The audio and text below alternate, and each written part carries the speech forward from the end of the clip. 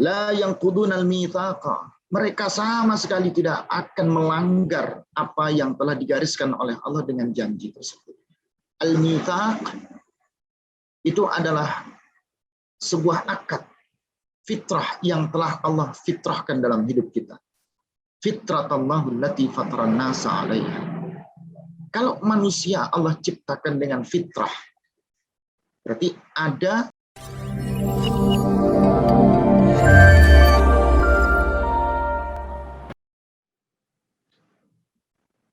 Bismillahirrahmanirrahim. Assalamualaikum warahmatullahi wabarakatuh.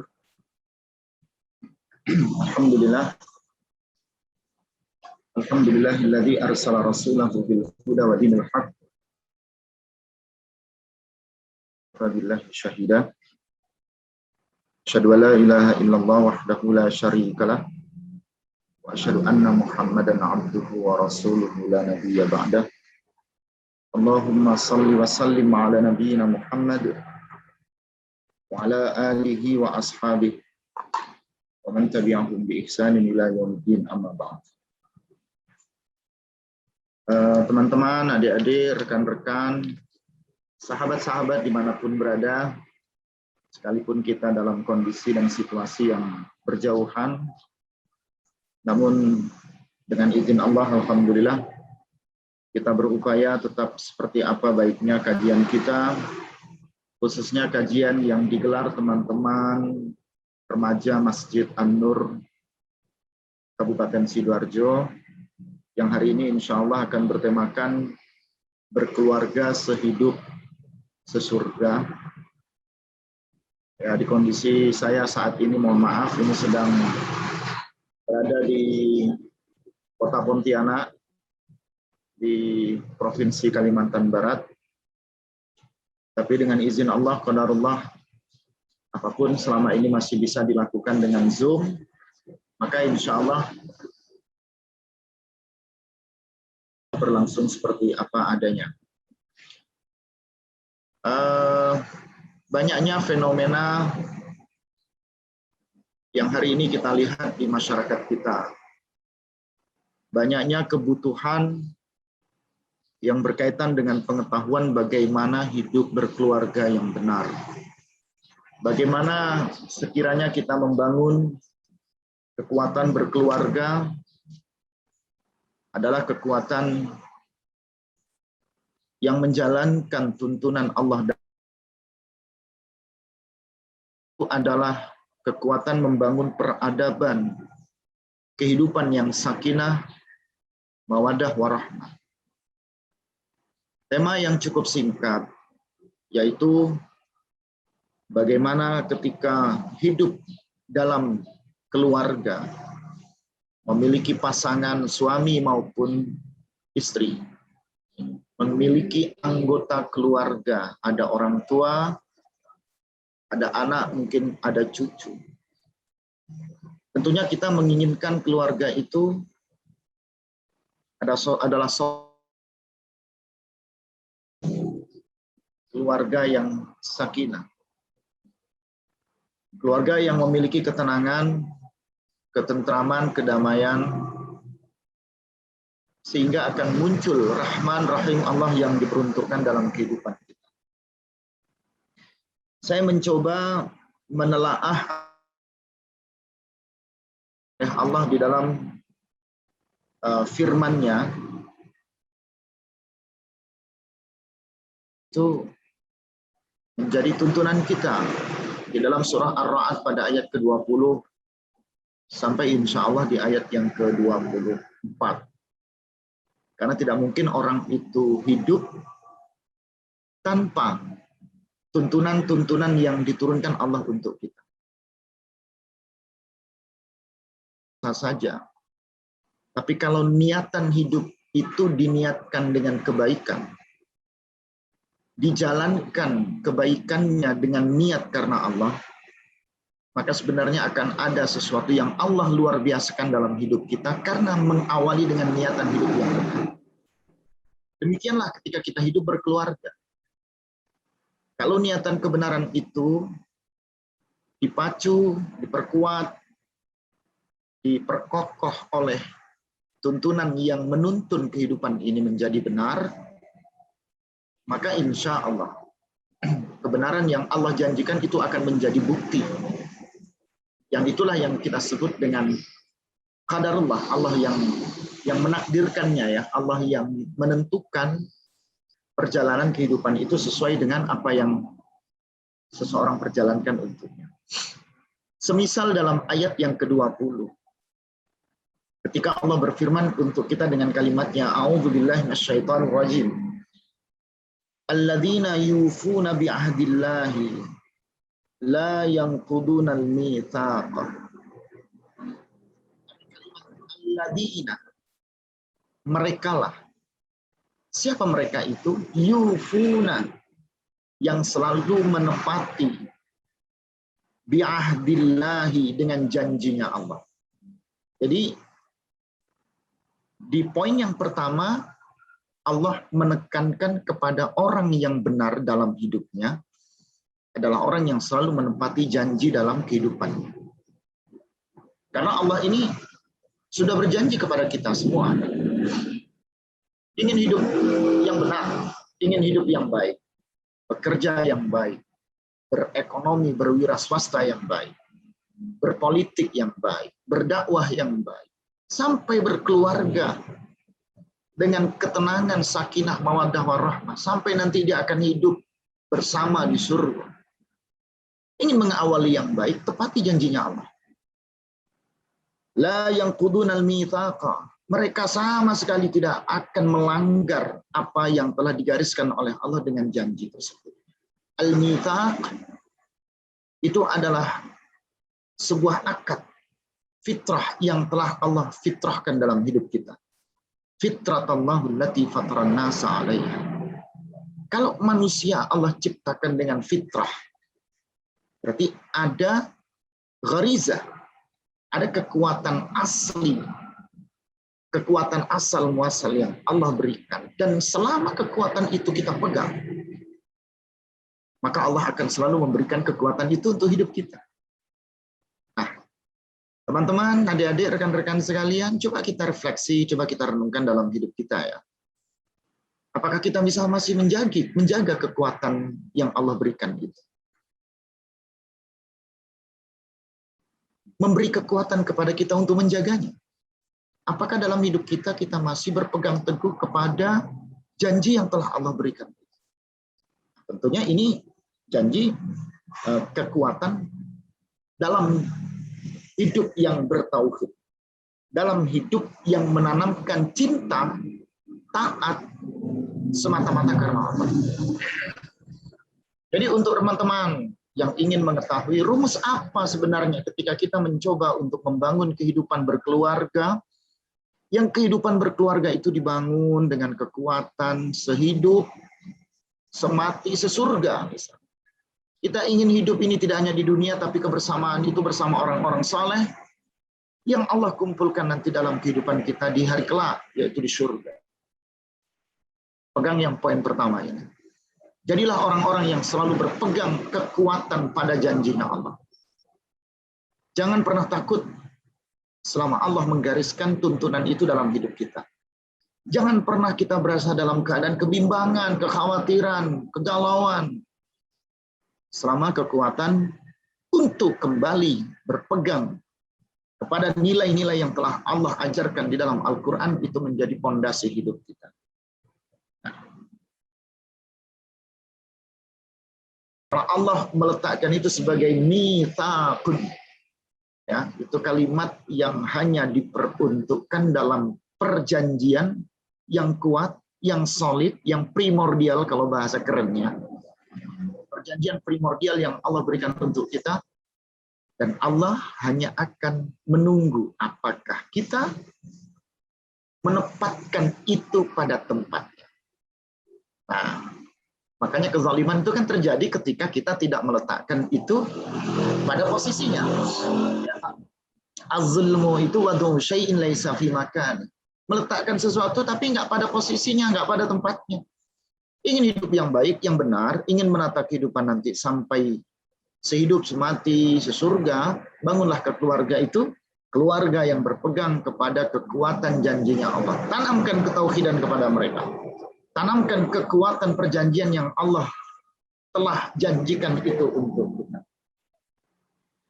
Lalu di ayat yang ke-21, ini pada poin yang kelanjutannya ya, Allah menegaskan dengan kalimatnya, walladzina yasiluna ma amarallahu bihi ayyusal.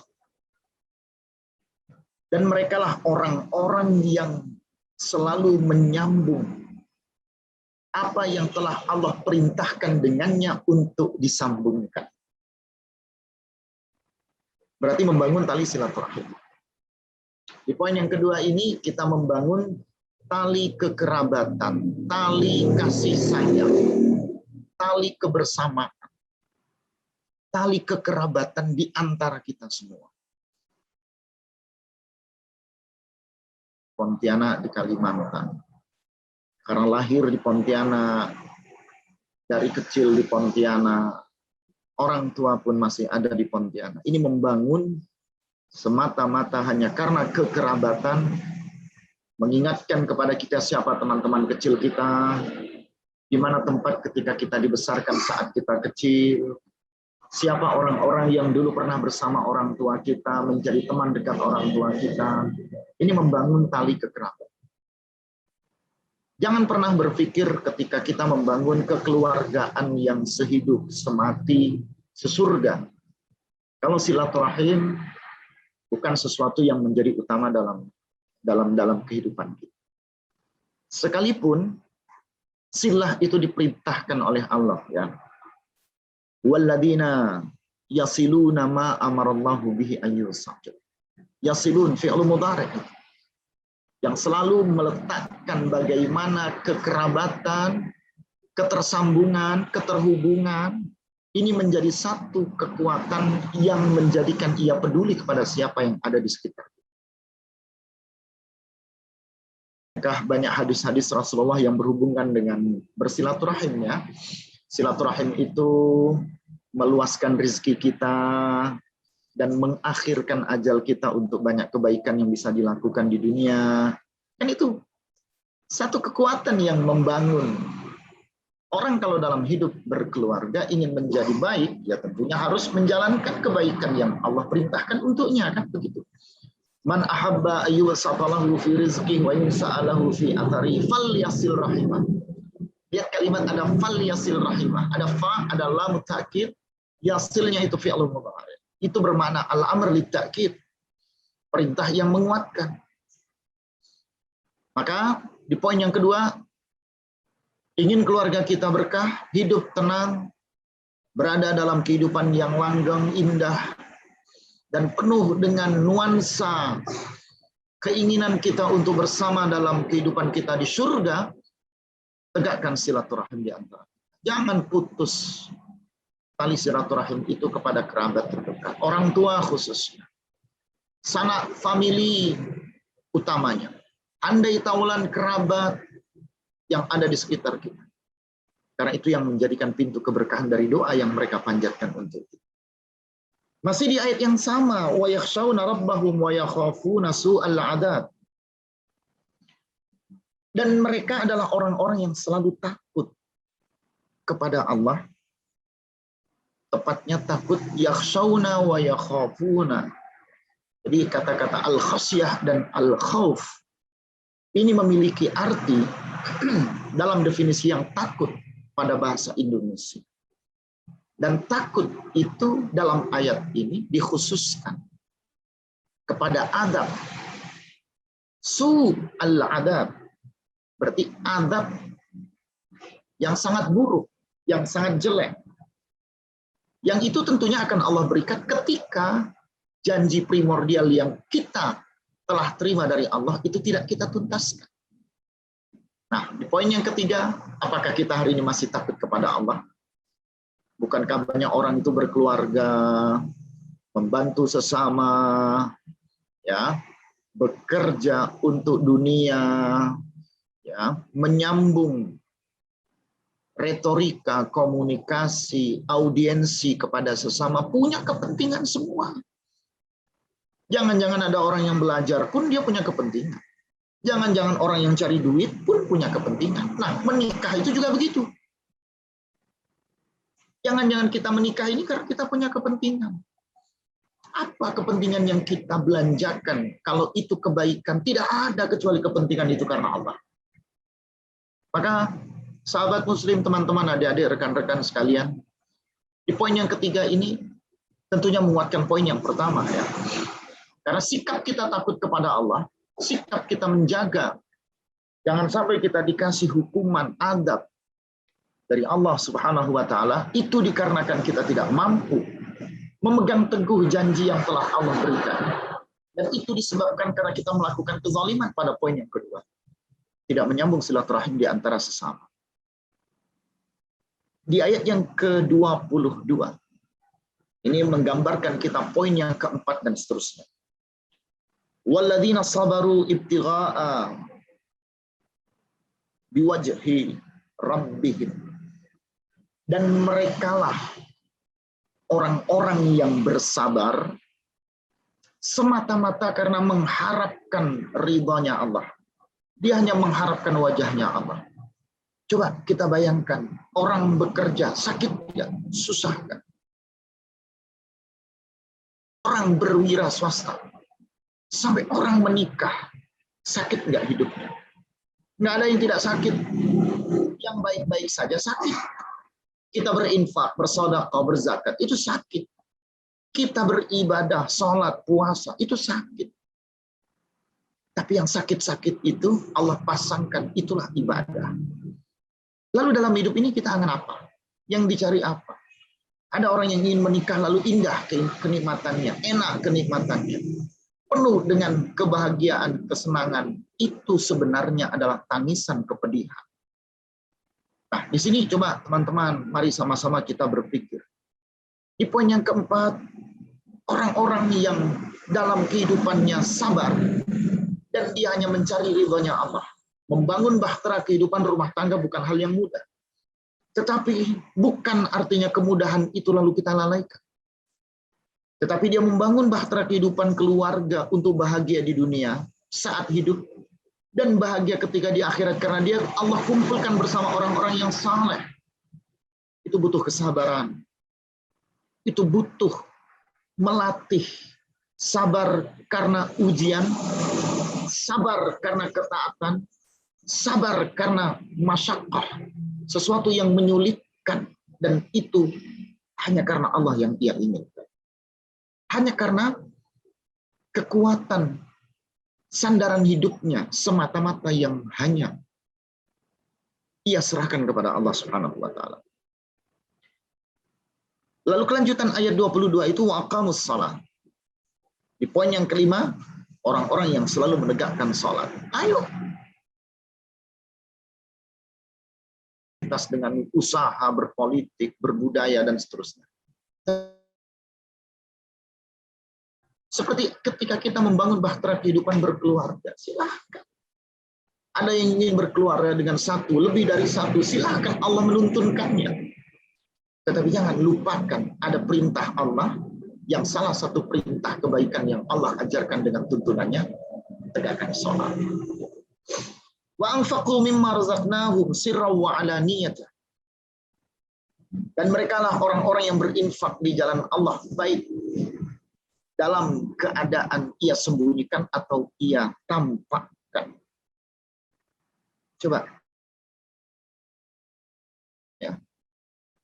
Dia yang selalu berinfak dengan rezeki.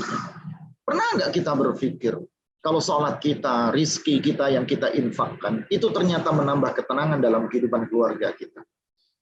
Ala bidzikrillahi tatmainnul qulub, bukankah dengan mengingat Allah itu hati kita menjadi tenang? Kalau kita tenang, berarti orang-orang yang ada di sekitar kita juga tenang. Jangan kita menginginkan ketenangan orang-orang yang dia kan banyak nih orang hidup nih, dia minta bagaimana ya pasangannya tenang, anaknya tenang, orang tuanya tenang, tapi dirinya sendiri belum tenang. Siapa tahu ketenangan itu dia dapat dengan ibadah sholatnya. Siapa tahu ketenangan itu dia dapat dengan apa yang dia belanjakan, dia infakkan sebagian rizki yang Allah berikan untuk kehidupannya. Ingin menciptakan keluarga?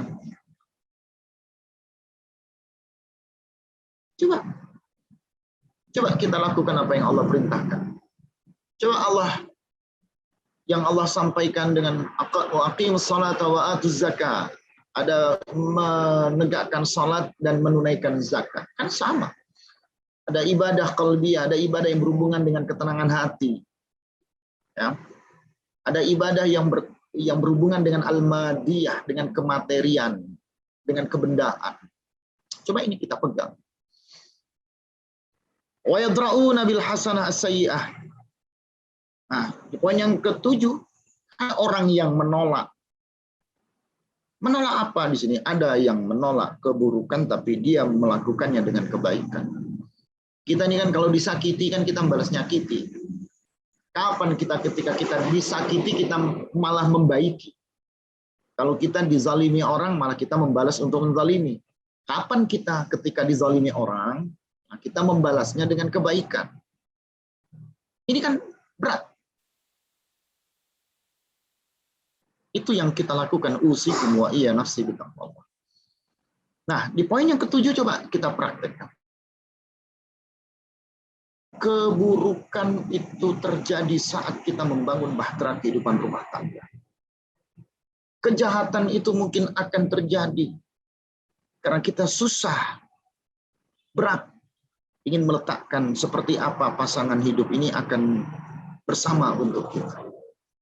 Nah, tentunya tidak sekedar dengan beberapa pandangan yang Allah gambarkan dalam surah Ar-Ra'd ini ya, tapi kita berlatih.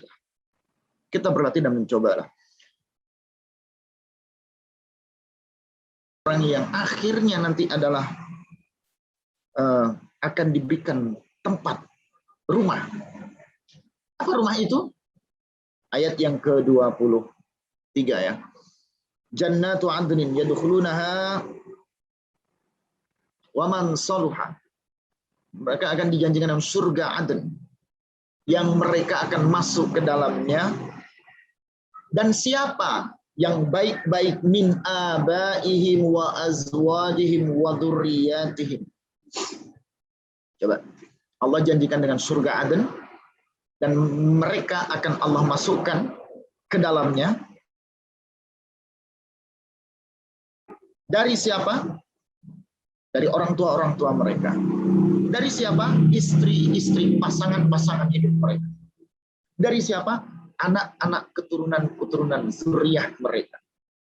Wal malaikah yadkhuluna alaihim min kulli bab. Dan malaikat akan memasukkan mereka dari sisi pintu surga yang manapun. Di poin yang terakhir ini, Allah menutup dengan beriman dan selalu beramal saleh. Jadi mereka dimasukkan ke dalam surganya Allah karena mereka menanamkan keyakinan yang hakiki semata-mata karena Allah. Nah, teman-teman, adik-adik sekalian, rekan-rekan jamaah kajian pranikah yang diselenggarakan remaja Masjid An-Nur, coba kita bermuhasabah. Kalau kita ingin membangun bahtera kehidupan rumah tangga, yang dimana bahtera kehidupan rumah tangga itu adalah diniatkan karena Allah. Berarti kita hidup karena Allah dan kita mati karena Allah.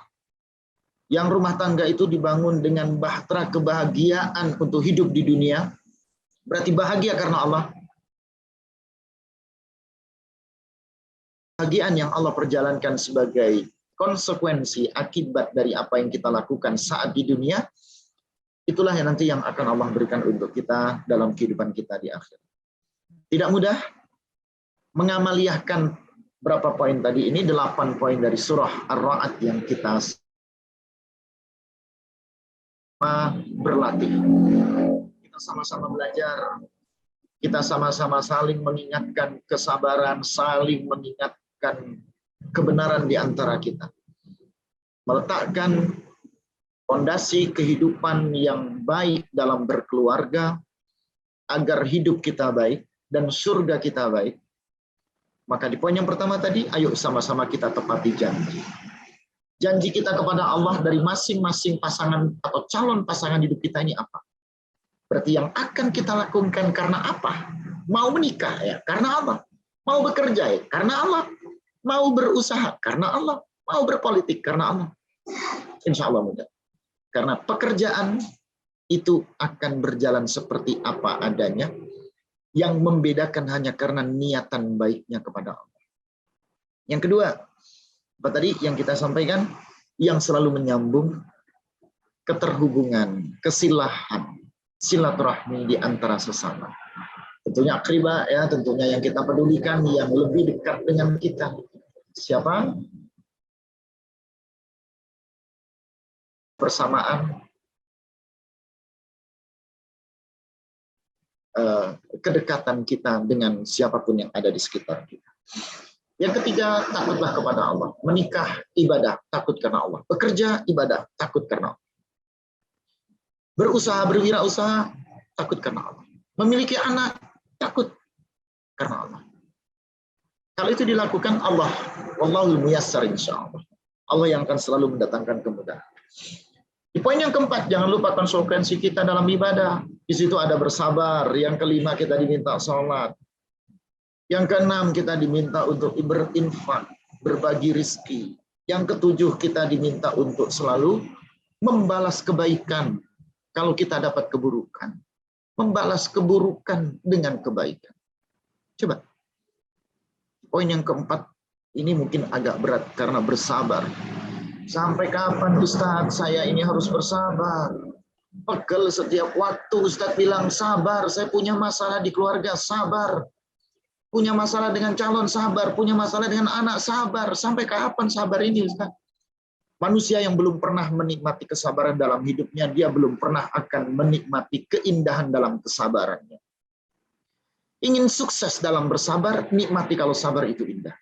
Kalau kita menemukan keindahan, kemantapan, ketenangan dalam kesabaran yang kita lakukan, itulah sabar yang sebenarnya. Fasabrun jamil. Harus kita temukan jamalatu fis sabr. Al-jamal fis sabr, ada keindahan, kebaikan, ketenangan. Saat sabar itu menjadi bemper kita, senjata kita, tulang punggung kita. Nah, jadi jangan ngomong sudah bersabar kalau kita ini belum melakukan sesuatu untuk menikmati keindahan dalam kesabaran kita. Nah, di poin yang terakhir, Allah menutup pada surah Ar-Ra'd di ayat yang ke-23, sikap kita kalau kita ingin membangun kehidupan berkeluarga agar sehidup dan sesurga, tegakkan iman dan amal saleh. Itu janji Allah. Jadi Allah tidak akan mungkin mengingkari janjinya. Allah akan selalu berada dalam zat yang selalu akan menjadi zat yang menepati janji untuk hamba-hamba. Berpikirlah optimis. Selama kita optimis, kalau kebaikan itu datang dari Allah, Allah pasti akan selalu mendatangkan kebaikan untuk kita.